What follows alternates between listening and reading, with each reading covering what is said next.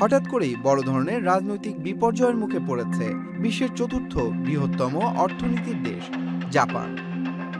ক্ষমতায় আসার মাত্র 1 বছর পূর্ণ হবার আগেই পদত্যাগ করলেন দেশটির প্রধানমন্ত্রী শিগেরু ইশিবা। রোববার সন্ধ্যা 6টায় এক সংবাদ সম্মেলনে এই সিদ্ধান্তের কথা ঘোষণা করেন তিনি। প্রধানমন্ত্রী ইশিবার বিদায়ের মাধ্যমে নতুন এক অনিশ্চয়তার মুখে পড়ল দেশটি। রয়টার্সের প্রতিবেদনে বলা হয়, নিজ দল লিবারেল ডেমোক্রেটিক পার্টি এলডিপির বিভক্তি এবং টানা নির্বাচনী ব্যর্থতার দায় শেষ পর্যন্ত বহন করলেন ইশিবা।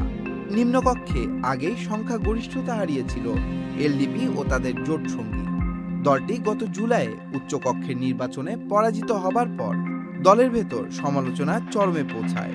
সমর্থকদের ক্ষোভ আর চাপ সামলাতে ব্যর্থ হয়ে শেষ পর্যন্ত তিনি সরে দাঁড়ালেন।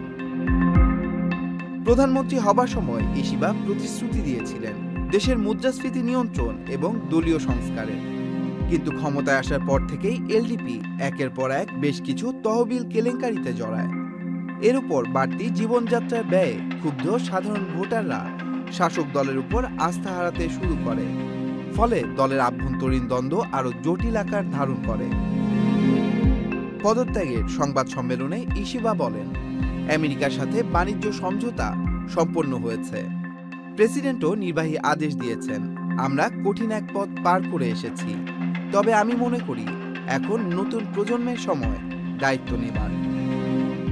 Tanmoy Mahmud, channel i online.